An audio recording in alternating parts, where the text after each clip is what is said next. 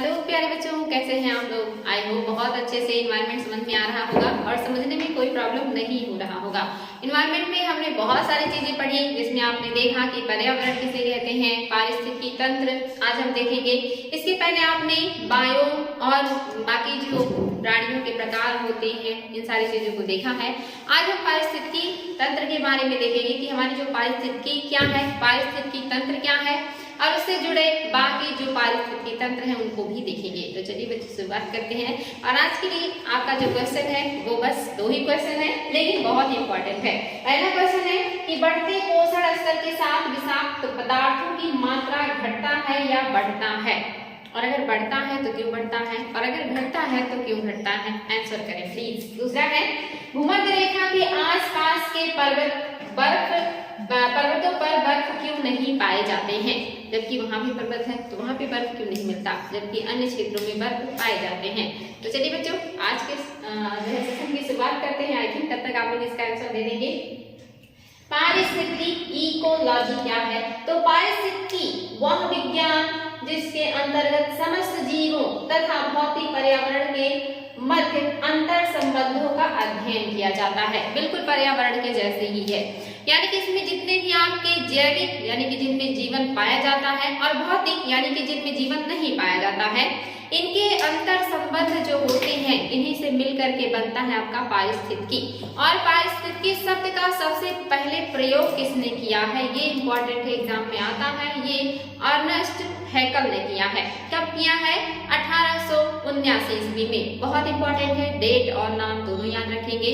Next जो आपका है ये है पारिस्थितिकी तंत्र, इकोसिस्टम। इकोसिस्टम क्या है? सामान्य रूप से जीवमंडल के सभी संघटकों के समूह जो परस्पर क्रिया में सम्मिलित होते हैं वो मिलकर के बनाते हैं इकोसिस्टम। यानी कि यहाँ पर भी वही है कि जितने भी आपके समस्त जीव हैं, समुदाय हैं जो मिलकर के आपस में परस्पर क्रिया करते हैं, उनसे मिलकर के आपका बनता है इकोसिस्टम। ये बनता है आपका इकोसिस्टम। और इस शब्द का सबसे पहले प्रयोग किसने किया है ये भी ध्यान रखेंगे कि सबसे पहले इकोसिस्टम वर्ड का उपयोग किसने किया? एजी टॉम्सन ने किया 1935 में। और जो आपका अर्नेस्ट हैकल है इन्होंने जो पारिस्थितिकी शब्द का उपयोग किया है ये 1869 है बच्चों। 69 याद रखेंगे, अगर मैंने 79 बोला होगा तो उसको ध्यान में दीजिएगा। ये है आपका 1869 1869। और जो टांसले जी ने कहा है ये 1935 में कहा है। अगर इसको याद करने में कंफ्यूजन हो कि पारिस्थितिकी तंत्र किसने कहा और पारिस्थितिकी किसने कहा, तो पारिस्थितिकी तंत्र में आपका तंत्र जो शब्द है ये टी से शुरू होगा। और यहाँ पे आप देखेंगे कि जो टांसले है ये भी टी से शुरू हो रहा है, यानी कि टांसले और तंत्र। अगर तंत्र वर्ड जुड़ा है पारिस्थितिकी के साथ तो टांसले का है, और अगर सिर्फ पारिस्थितिकी है तो ये आपका अर्नेस्ट हैकल का है। इंपॉर्टेंट है बच्चों, डेट और नाम दोनों याद रखेंगे, एग्जाम में बार बार आते हैं। पारिस्थितिकी तंत्र के घटक कौन कौन से हैं? जैसे हमने देखा था पर्यावरण के घटक कौन कौन से हैं, फिर हमने देखा उसमें जैविक है, अजैविक है, फिर जैविक घटकों में कौन कौन है और अजैविक घटकों में कौन शामिल है, वो सारी चीजें हमने देखी थी। सेम वैसे भी हम यहाँ पे देखेंगे कि पारिस्थितिकी तंत्र के घटक कौन है, तो यहाँ पर भी वही सेम चीजें हैं। अजैविक और जैविक चीजें वही है, सिर्फ स्वरूप थोड़ा सा बदल गया है। आप देखेंगे अजैविक चीजों में यहाँ पर भौतिक है, यानी कि जो अजैविक चीजें होती हैं जिसको मैंने आपको बताया ही था कि जिनमें जान नहीं होता, तापमान है, आर्द्रता है, प्रकाश है, और इसके अलावा आपके जितने भी वायुमंडलीय और स्थलाकृत है ये सारे आपके क्या होंगे इसमें शामिल होंगे। यानी कि यहाँ तक आप ले सकते हैं इसको ज्यादातर कि जितना भी आपका भौतिक चीजें हैं ये क्या है, इनको आप अजैविक भी कह सकते हैं। अजैविक इंपॉर्टेंट है, कंफ्यूज मत होइएगा। तापमान, आर्द्रता और आपका प्रकाश ये भी होगा, और जो भी वायुमंडल और स्थलमंडल में जितनी भी अजैविक चीजें हैं वो सारे इसमें शामिल होंगे। इसके अलावा अकार्बनिक और कार्बनिक भी इसमें आ जाते हैं, जो कि आपके पर्यावरण में नहीं थे, वहां पर सिर्फ जैविक और अजैविक ही थे। लेकिन इसमें आप देखेंगे अजैविक के अलावा कार्बनिक और अकार्बनिक चीजों को भी शामिल किया गया है। और अकार्बनिक चीजों में आप जानते हैं कि जो सबसे ज्यादा मात्रा में लिक्विड के रूप में है वो है जल, जो कि अकार्बनिक है। दूसरा है आपका ऑक्सीजन और तीसरा है आपका नाइट्रोजन। यानी कि ये क्रम नहीं है, ये आपके जो है पदार्थ है जो कि अकार्बनिक है या जिनमें कार्बन की मात्रा नहीं पाया जाता है, और जिसमें कार्बन की मात्रा नहीं पाई जाएगी उसे हम अकार्बनिक पदार्थ कहेंगे।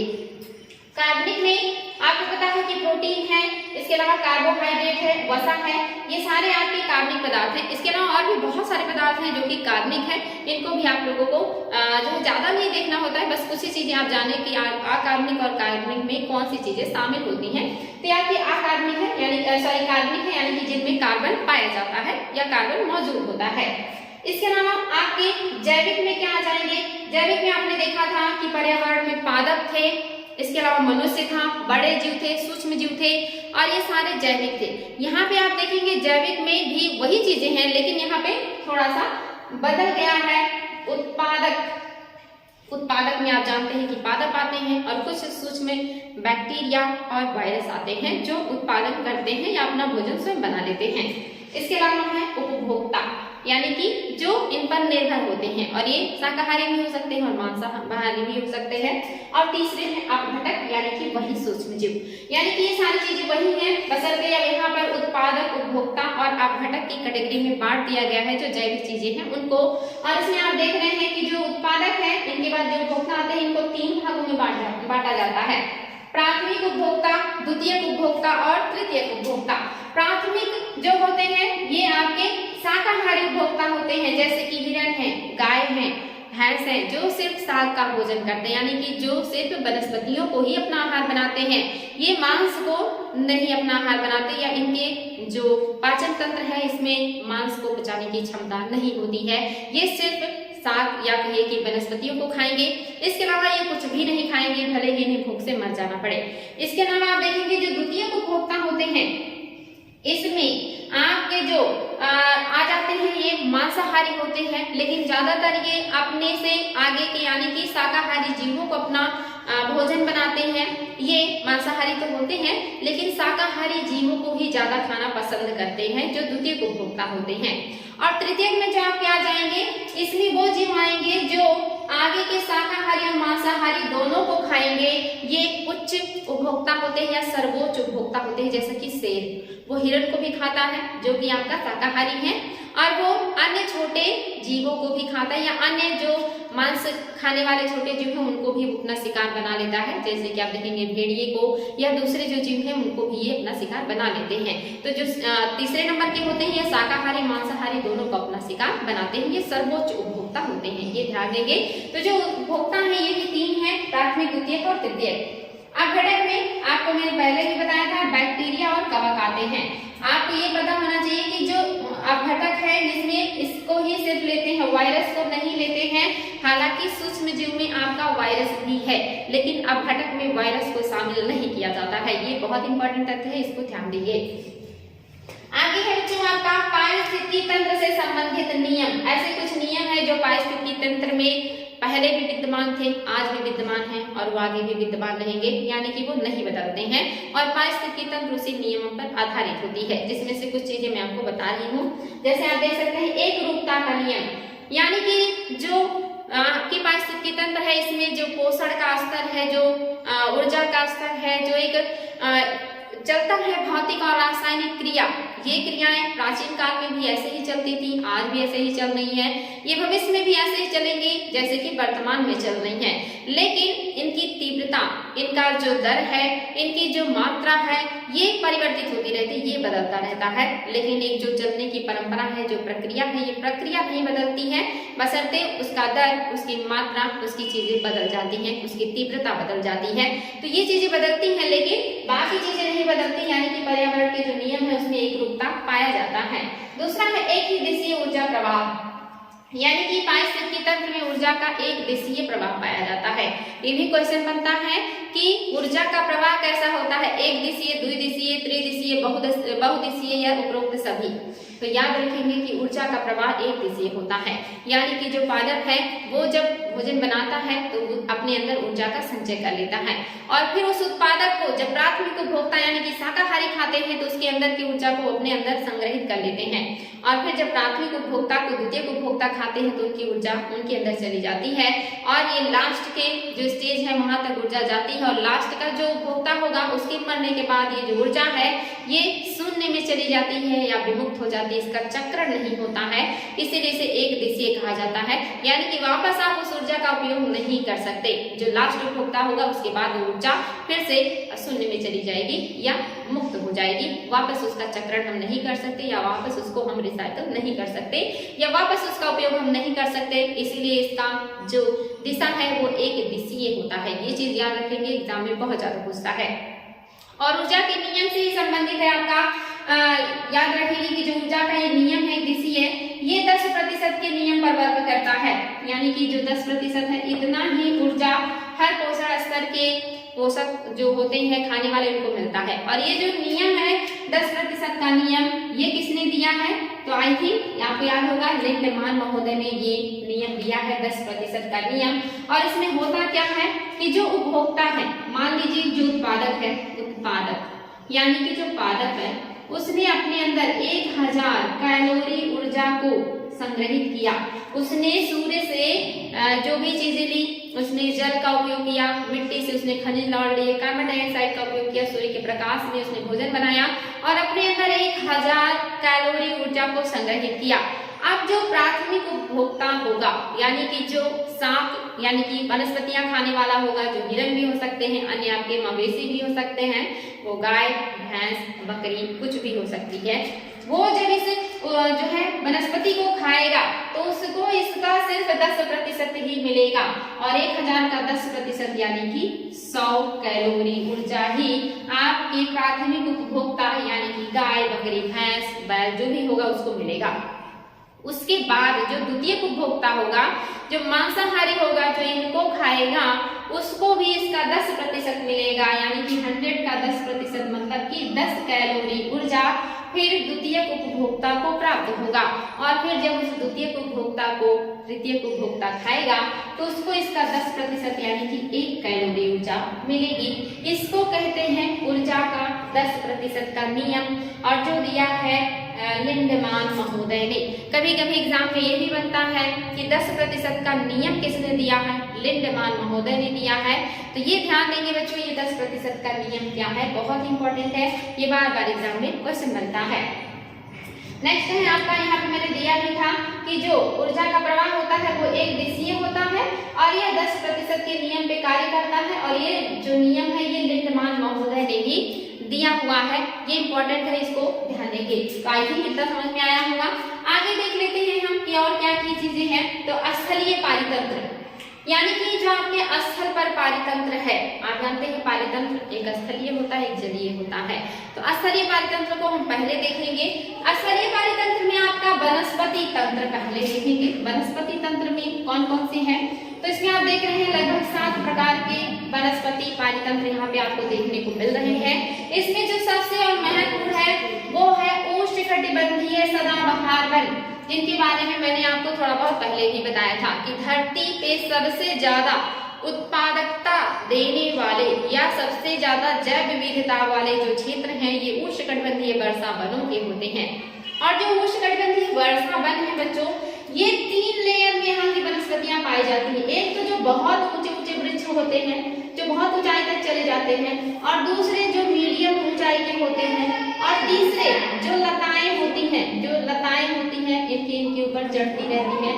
इस तरह से जो उष्णकटिबंधीय सदाबहार वन होते हैं इनमें 3 लेयर की वनस्पतियां पाई जाती हैं, जिसकी वजह से जो सूर्य का प्रकाश है वो जमीन तक नहीं पहुंच पाता। वो यहाँ तक आएगा लेकिन यहाँ तक नहीं पहुंच पाता, क्योंकि यहाँ कई स्टेज में वनस्पतियां पाई जाती हैं जो सूर्य के प्रकाश को और मतलब जो अवरोध उत्पन्न करती है, उनको धरती तक नहीं पहुंचने देती। इसलिए ऐसे जंगलों में अंधेरा छाया रहता है। आपने एक नाम सुना होगा ब्लैक फॉरेस्ट।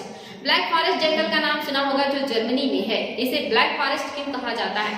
हालांकि ये पर्वत है, जो ब्लैक फॉरेस्ट है इसका फॉरेस्ट नाम तो जरूर है, लेकिन एक ब्लैक पर्वत है जो कि आपके जर्मनी में मिलता है, और इसी ब्लैक पर्वत पर बहुत घने जंगल हैं, इसीलिए इसे ब्लैक फॉरेस्ट कहा जाता है। और इस घने जंगलों में सूर्य की किरणें धरती तक नहीं पहुंचती, जिसकी वजह से जंगल में दिन में भी अंधेरा और रात रहता है, इसी वजह से इसे ब्लैक फॉरेस्ट कहते हैं। तो ऐसे ही आपके जो भी उष्णकटिबंधीय सदाबहार वन है इन्हें भी आप देखेंगे यहाँ भी धरातल पर सूर्य की किरणें नहीं पहुंच पाती, बहुत घनी वनस्पतियां होती हैं। और कमाल की बात तो ये है कि हम इन्हें रटते हैं कि ये सदाबहार वन होते हैं, जबकि ऐसा नहीं है कि ये जीवन भर अपनी पत्तियां नहीं झाड़ते, ये भी अपनी पत्तियां झाड़ते हैं। लेकिन ये कैसे क्रम वाइज झाड़ते हैं, कभी ये बड़े पौधे झाड़ेंगे तो कभी ये छोटे पौधे झाड़ेंगे, कभी नीचे के पौधे अपनी पत्तियों को झाड़ेंगे। तो ये वर्ष भर अल्टरनेट करके अपनी पत्तियों को झाड़ते हैं। इसी वजह से यहाँ के जो जंगल है कभी ऐसा नहीं होता कि वो पर्णपाती दिखाई दे या वहाँ के वनों में हरियाली ना दिखाई दे। यहाँ के वन हमेशा हरे भरे दिखाई देते हैं क्योंकि ये अल्टरनेट करके अपनी पत्तियों को झाड़ते हैं। इसीलिए हम इन्हें सदाबहार वन कहते हैं, जो कि यहाँ पे पत्तियां हमेशा हरी भरी रहती हैं। और ये लकड़ियां जो होती है काफी मजबूत होते हैं, हालांकि हमारे यूज की कम होती है, काफी कठोर होती है, और दूसरा इतना दुर्गम इलाका होता है कि इनको काट करके यूज कर पाना काफी मुश्किल होता है। तो ये ध्यान देंगे बच्चों, आपके उष्णकटिबंधीय सदाबहार वन आपको पता है अमेज़न जंगल जो है ये उष्णकटिबंधीय सदाबहार है, यानी कि 0 डिग्री के आसपास के जितने भी जंगल होंगे वो सब आपके सदाबहार वनों में आएंगे, जिसमें आपका ब्राजील का अमेज़न जंगल, कांगो बेसिन जो अफ्रीका महाद्वीप का है, आप देखेंगे इंडोनेशिया का जो इलाका है, साथ ही अंडमान निकोबार के इलाके में, सभी क्षेत्रों में इस तरह के वन पाए जाते हैं जो कि उष्णकटिबंधीय वर्षा वन के नाम से जाने जाते हैं। यहाँ पे आप देखेंगे मोस्टली कठोर लकड़ियां मिलती है, और यहाँ के जो जीव जंतु होते हैं वो भी काफी बड़े और डेंजरस होते हैं, और सबसे ज्यादा संख्या और आकृति या विभिन्नता पूर्वक यहाँ पे जीवों का निवास पाया जाता है। दूसरा है आपका उष्णकटिबंधीय पर्णपाती या मानसूनी वन। इस तरह के जो वन होते हैं ये मानसूनी इलाके में या ऐसा क्षेत्र जहाँ पर मानसूनी हवाओं का ज्यादा प्रभाव होता है वहां मिलते हैं। और इस तरह के जो वन होते हैं ये मौसम में, खास करके गर्मी के मौसम में, अपनी पत्तियों को झाड़ देते हैं क्योंकि ये वाष्पोत्सर्जन की जो दर है उसे कम करना चाहते हैं। मैंने कल आपको बताया ही था कि वाष्पीकरण, वाष्पोत्सर्जन और बिंदु स्राव क्या है। तो एक प्रोसेस है जो हमेशा चलता रहता है।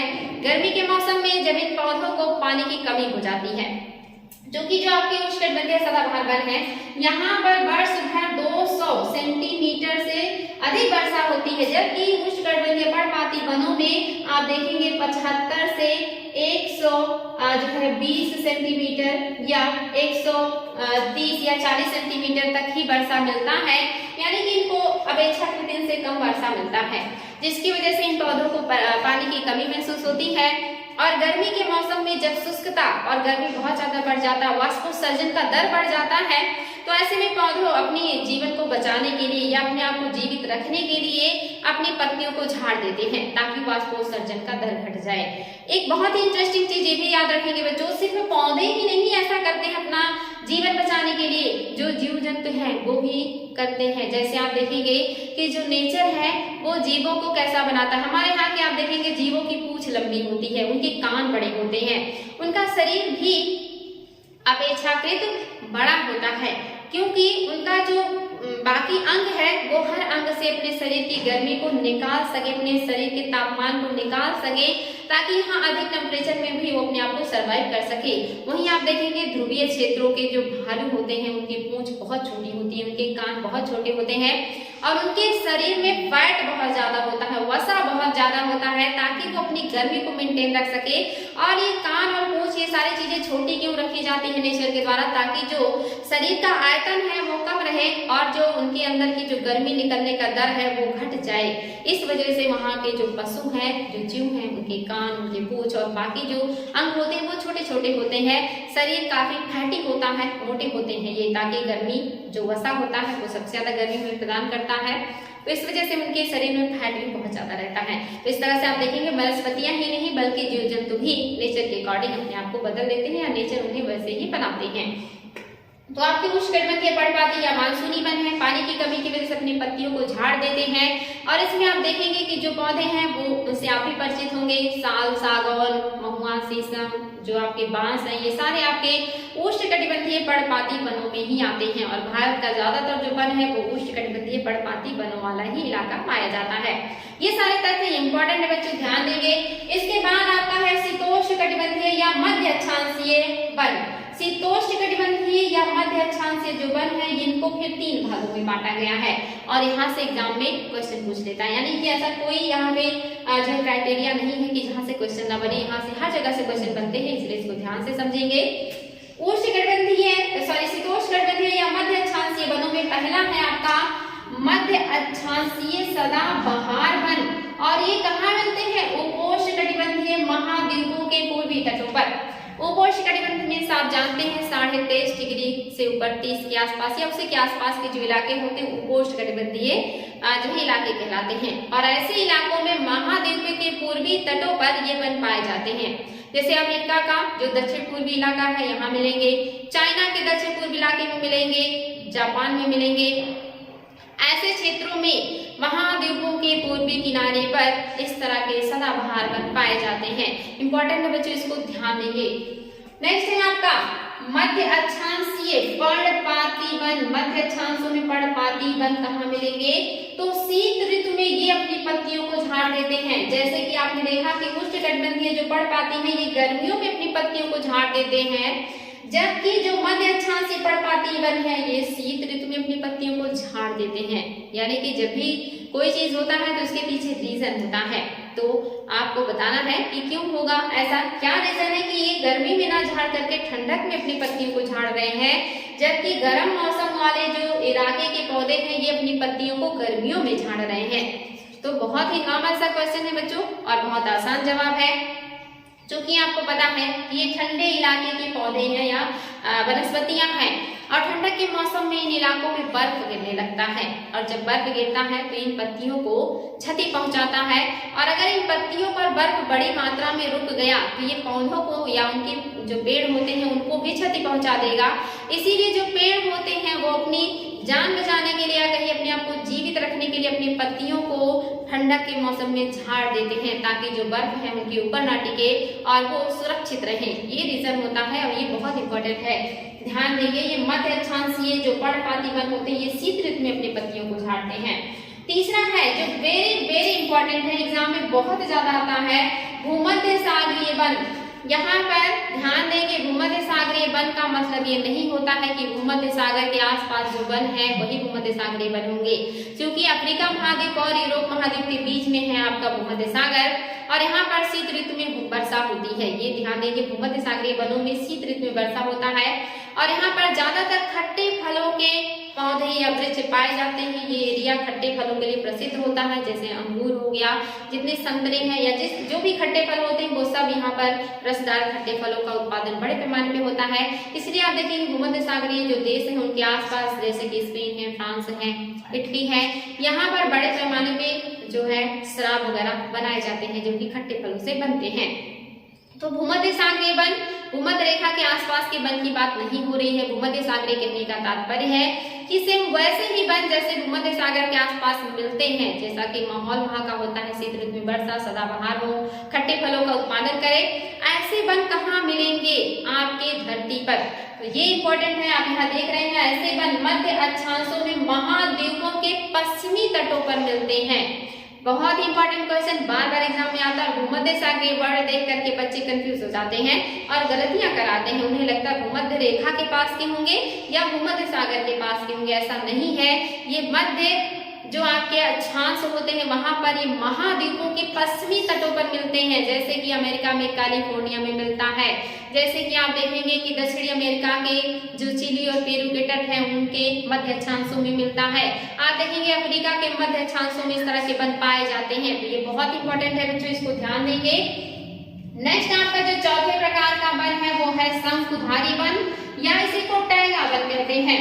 शंकुधारी या टैगा वन ये भी अपने आप को जीवित रखने के लिए अपने आकार को शंकुधारी बना लेते हैं, यानी कि इस आकार का बना लेते हैं, ताकि जो बर्फ है ये इनके ऊपर से नीचे सरक जाए और इनका जो पौधा है ये ना सूखे, ये जीवित रहे, क्योंकि यहाँ पर भी पानी की कमी जो है ठंडक के मौसम में मिलता है। हालांकि बाकी मौसम में यहाँ पे पर्याप्त वर्षा हो जाती है, लेकिन ठंडक के मौसम में यहाँ पे बर्फबारी होती है, इसलिए ये अपनी आकृति को बदल देते हैं। और ये जो वन होते हैं बहुत मुलायम लकड़ियों वाले होते हैं, और ये सबसे ज्यादा आर्थिक रूप से उपयोगी वन है। अगर एग्जाम में कभी पूछे कि आर्थिक रूप से सबसे उपयोगी वन कौन से हैं, तो शंकुधारी वन है। इन्हीं की लुगदियों से आप देखेंगे कि कागज बनाए जाते हैं, अन्य जो भी चीजें होती हैं इन्हीं की लुगदियों से बनते हैं। ये आर्थिक रूप से बहुत ही उपयोगी है, साथ ही ये विश्व के सर्वाधिक क्षेत्रों में पाए जाते हैं। कभी भी मत ये सोचिएगा कि विश्व के सर्वाधिक क्षेत्र में आपका वर्षा वन या पर्णपाती वन पाए जाते हैं, बिल्कुल गलत हो जाएगा। अगर एग्जाम में आ जाए कि विश्व में सबसे ज्यादा क्षेत्रफल में कौन से वन पाए जाते हैं, तो टैगा या इसी को आप क्या कहते हैं, शंकुधारी वन पाए जाते हैं। कैसे पाए जाते हैं, तो याद रखेंगे कि जितने भी आपके ठंडक के क्षेत्र हैं, जैसे आप देखेंगे साइबेरिया के पूरे क्षेत्र में टैगा वन है, यूरोप महाद्वीप के ज्यादातर इलाके में टैगा वन है, कनाडा के लगभग ज्यादातर इलाकों में टैगा वन पाए जाते हैं। ऐसे ही आपके दक्षिणी ध्रुव में कुछ इलाकों में टैगा वन पाए जाते हैं। इसके अलावा सभी महाद्वीपों में ऊंची पहाड़ियों पर जैसे जैसे ऊंचाई बढ़ती है आपको टैगा वन देखने को मिलेंगे। जैसे कि हिमालय की पहाड़ियों पर बड़े पैमाने पर टैगा वन पाए जाते हैं। तो विश्व के सबसे ज्यादा क्षेत्रफल पर टैगा वन पाए जाते हैं। ये स्टेटमेंट आप लोगों को नहीं भूलना है। साथ ही आर्थिक दृष्टिकोण से सबसे ज्यादा उपयोगी वन होते हैं, ये चीज भी आप याद रखेंगे। और उत्पादकता इनकी सबसे निम्न होती है। अगर उत्पादकता की बात करेंगे तो उष्णकटिबंधीय सदाबहार वन, उष्णकटिबंधीय पर्णपाती वन, शीतोष्णकटिबंधीय मध्यछांसीय वनों की अपेक्षा सबसे कम उत्पादकता इनकी होती है। जैव विविधता उत्पादकता इनकी सबसे कम होती है, लेकिन आर्थिक महत्व और क्षेत्रफल की दृष्टि से ये सबसे आगे हैं। ये बहुत इंपॉर्टेंट है, ये ध्यान देंगे। नेक्स्ट है आपका घास पारितंत्र। घास पारितंत्र भी आपके पूरे 100% जो एरिया है उसका 20% लगभग घास पारितंत्र कवर करता है। और ये पारितंत्र लगभग सभी महाद्वीपों में पाए जाते हैं।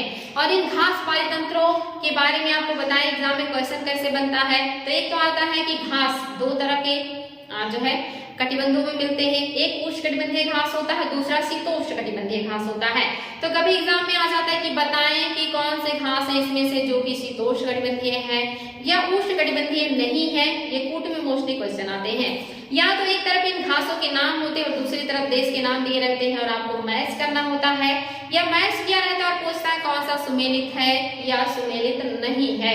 इस तरह के क्वेश्चन घास पारितंत्र से बनते हैं। तो आपका जो घास पारितंत्र है बहुत इंपॉर्टेंट है। तो देख लेते हैं आप घास पारितंत्रों में। अभी मैंने आपको बताया ये दो तरह के होते हैं, एक तो होते हैं उष्णकटिबंधीय, दूसरे होते हैं शीतोष्ण। तो जो आपके उष्ण होते हैं और आपके शीतोष्ण होते हैं, तो ये ध्यान देंगे बच्चों। उष्ण में कौन कौन से आएंगे, तो सबसे महत्वपूर्ण है सवाना, ये तो सबको पता होगा, इंपॉर्टेंट है। दूसरा है आपका कंपोज और तीसरा है आपका लानोज। ये आपके उष्णकटिबंधीय घास स्थल है। तीन ही है, इनको याद करना बहुत आसान है। अगर आप इन तीनों को याद कर लेते हैं तो बाकी जितने भी घास स्थल आ जाए उन सबको आप आंख बंद करके शीतोष्ण में सही कर देंगे। और ये कहाँ पाए जाते हैं, तो सामान्य अफ्रीका में पाया जाता है। कभी कभी ये ऊंट मिलाने के लिए भी आ जाता है, तो ये भी ध्यान देंगे अफ्रीका में। कंपोज आपके दक्षिणी ब्राजील में मिलता है, दक्षिणी ब्राजील में ये मिलता है। और आप देखेंगे कि जो आपका लानोज है ये वेनेजुएला में मिलता है, वेनेजुएला में पाया जाता है। ये भी दक्षिणी अमेरिका महाद्वीप का ही देश है। ये तो आपकी हो गई तीन उष्णकटिबंधीय जो घास स्थल है या घास पारितंत्र है। साथ ही शीतोष्ण भी ये ज्यादा है, ये आप आई थिंक आपने नोट कर लिया होगा बच्चों, तो इसको इरेज कर दे रहे हैं हम। यहाँ पे आपके जो शीतोष्ण होंगे ये क्यों कौन कौन से हैं, तो पहला है प्रेयरी, ये आपके उत्तरी अमेरिका में मिलता है, जो आपका कह सकते हैं नॉर्थ अमेरिका में। जो आपका इसके अलावा है पंपास, ये आपके साउथ अमेरिका में मिलता है। इसके अलावा आपका आ जाएगा बेल्ट, जो आपका बेल्ट है ये आपका मिलेगा साउथ अफ्रीका में। साउथ अफ्रीका याद रखेंगे, साउथ अफ्रीका एक कंट्री है, अफ्रीका महाद्वीप का एक कंट्री है साउथ अफ्रीका, सबसे नीचे पाया जाता है, काफी डेवलप कंट्री है, वहां पर मिलते हैं बेल्ट। इसके अलावा आपका है स्टेपी जो है ये आपके यूरेशिया में मिलते हैं, यूरेशिया यानी कि ज्यादातर ये संक्रमित इलाके में, यूरोप और एशिया के संक्रमित इलाके में मिलते हैं। यूक्रेन वगैरह में इनका बड़े पैमाने पर विस्तार है। इसके अलावा आपका है डाउन्स, ये है ऑस्ट्रेलिया में है। इसके अलावा आपका है पुस्टाज जो है ये हंगरी में मिलता है। और इसके अलावा है कैंटरबरी, ये आपके न्यूजीलैंड में मिलता है, न्यूजीलैंड। ये याद रखिएगा बच्चों, शीतोष्णकटिबंधीय घास के इतने सारे मैदान है, या कहिए कि पारतंत्र है, और आपका जो उष्ण है ये 3 ही है, शीतोष्ण ज्यादा है। उष्ण को अगर याद कर लेते हैं तो ये याद हो जाएगा, लेकिन ये क्षेत्र भी याद रखना है, क्योंकि ये क्षेत्र पूछ लेता है कि कौन सी जगह पे कौन से घास के मैदान पाए जाते हैं। इन घास के मैदानों को आपको जियोग्राफी में डिटेल में पढ़ने को मिलेगा कि इस घास के मैदान की क्या विशेषता है, यहाँ की क्या विशेषता है, यहाँ की क्या विशेषता है, यहाँ पे क्या मिलता है। ये सारी चीजें आपको जियोग्राफी में डिटेल में पढ़ने को मिलेगा, लेकिन आपके पर्यावरण के दृष्टिकोण से आपको बस इतना याद रखना है कि इसमें कौन सा उष्ण है, कौन सा शीतोष्ण है, कौन सा घास का मैदान किस देश में मिलता है। ये आपके लिए इंपॉर्टेंट है, ये ध्यान देंगे। नेक्स्ट है आपका बच्चों घास स्थल हो गया, मरुस्थल पारितंत्र। मरुस्थल भी आपको पता है 2 तरह के होते हैं, एक होता है शीत मरुस्थल और दूसरा होता है आपका जो है वो गर्म मरुस्थल होता है, गर्म मरुस्थल होता है। शीत मरुस्थल में जो सबसे बड़ा है वो आपका है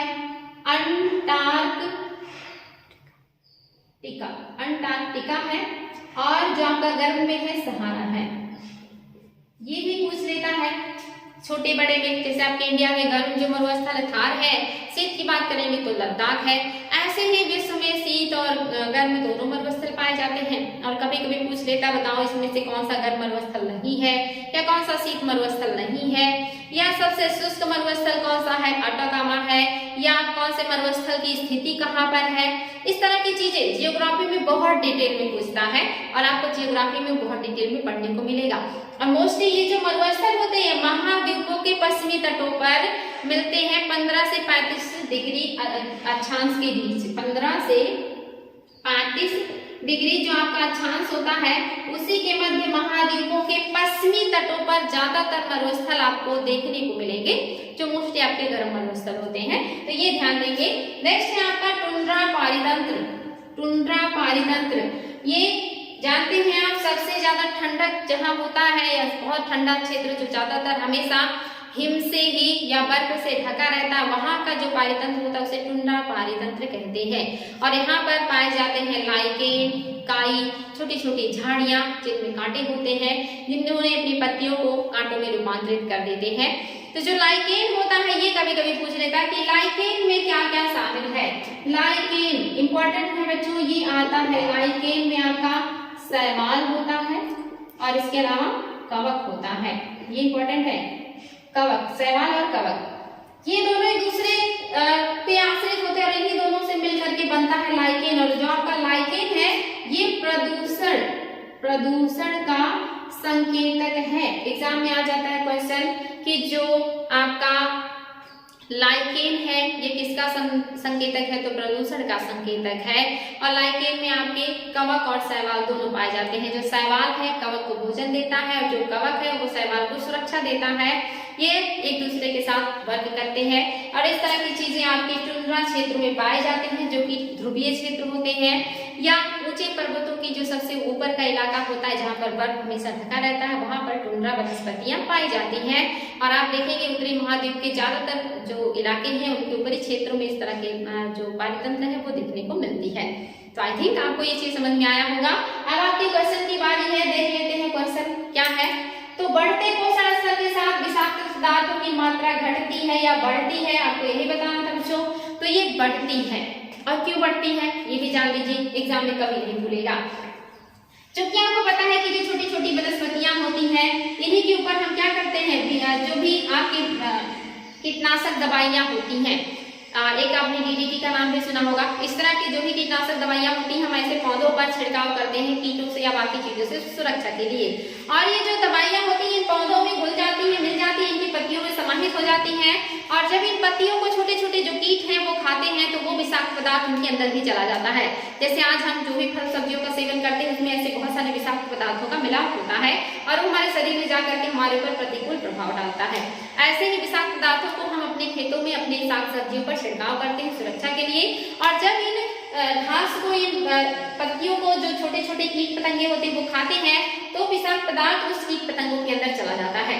क्योंकि कीट पतंगे बहुत छोटे होते हैं और उनके अंदर जो भी वो खाएंगे थोड़ा ही खाएंगे तो विषाक्तता भी कम होता है। लेकिन अगर आप ले लें मेढक, तो ये जो मेढक है वो बहुत सारे कीटों को खाएगा तब जाके उसका पेट भरेगा।